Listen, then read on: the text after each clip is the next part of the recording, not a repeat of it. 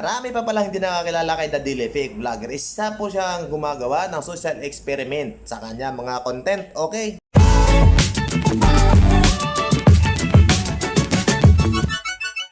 Ako na magpakilala sa inyo kung saan nag-viral itong isang vlogger na ito, okay? Dahil hindi nyo paglalang isang vlogger na ito na nangingikil, nanghihingi ng parking fee doon sa ilalim ng tulay kung saan nag-viral agad yung kanyang video. Hindi pa siya nakapag-upload ng kanyang video, ang dami ng galit, ang dami ng nagbibideo reaction. So, ang daming galit. Dito, mabilis nag-viral ang video niya. Kung hindi nyo pakilala ito, ay ako na mismo magpapakilala sa inyo, okay? Dahil marami na high blood dito eh. Dito sa social media, kapag tayo nagbibideo reaction, kilalanin muna natin sila bago tayo magre-react. Nagkanito! Marami nang naha-high blood dito eh.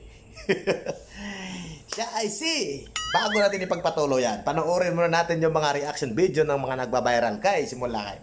Panoorin natin kay Madam Blackbirdie. Madam, i-relax ka lang, Madam. Huwag masyadong high blood, ha. Okay, guys, panoorin natin kay Blackbirdie kung paano ang reaction niya. Kung umabot siya ng almost 3 million views na siya. Sana reaction video niya kay vlogger nung nangingikil doon sa ilalim ng tulay kung saan. Okay? Panoorin natin. Ayan. Grabe ka. Walang ka Relax lang, Madam. Baka ma-high blood ka. mo sa tulay.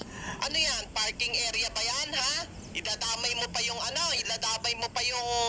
Grabing galit. Diba? Dadamay mo pa yung LTF. Okay. Tama na yan. Okay lang namang magalit.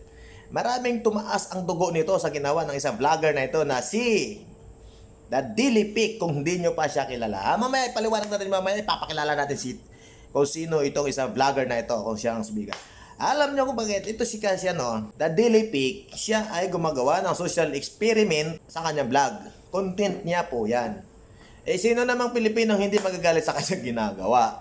Sino namang natutuwa doon sa mga ganyang gawain? Sumisilong ka lang sa tulay, hinihingian ka ng parking. Lahat hindi naman ho parkingan yun. Diba? Tapos minadamay pang LTO, doon na galit si Madam Blackbirdie. Alright, so siya yung pinaka-highest views. Paano masabi? Kay Daily Fake videos, no? Sa reaction videos, siya yung pinaka-highest views, si Madam Blackbirdie. Sana all. So ngayon, isunod naman natin ang reaction ni JB Tan Vlogs. Alright, JB Tan Vlogs, pasok. Grabing galit din niya dito, guys. Alright, so marami kasing hindi nakakilala kay The Daily Fake kung sino ho siya. Ipapakilala natin yan mamaya. Papakita natin sa inyo kung sino si The Daily Fake. Okay?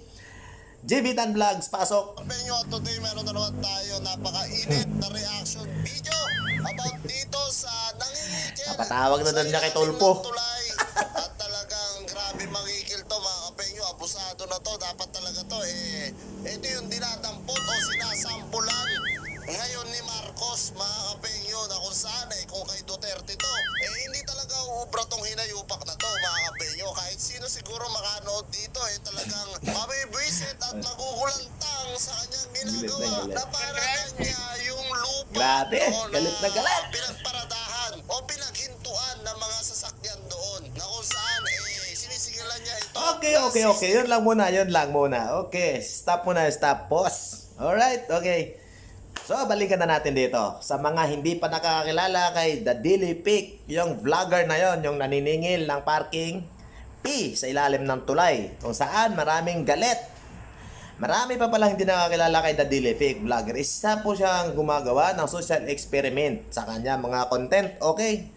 So, sana makilala natin. Huwag natin kilalanin lang muna ang sarili natin. Tayo mga content creator, kilalanin natin. Na panoorin din natin yung mga para pag nag-iibang hagis yung mukha sa daan, makikilala natin. Okay, pero meron din naman nakapansin sa kanyang na siya si The Daily Fake, isang vlogger gumagawa ng social experiment. Okay, so sa mga hindi pa nakakilala kay The Daily Fake, ito siya. Yan. Parang kilala kita. Yan. Siya po yan. Siya po yung naniningil doon sa lalim ng tulay kung saan maraming galit. Marami ka ng reklamo dito sa barangay na to na... Marami pang hindi nakakilala. Siya po yan. Marami pa kasi Yung hindi sa mga motor, nakakilala yung sa tumadaan kanya. na motor doon. Kung nag-ano ng isang sir, ano lang yung inaano ko? Ikaw daw yung... Ikaw yan, oh. Brown yung So damit. marami na rin siyang Tapos videos yung ginawa. gray Okay. yung damit.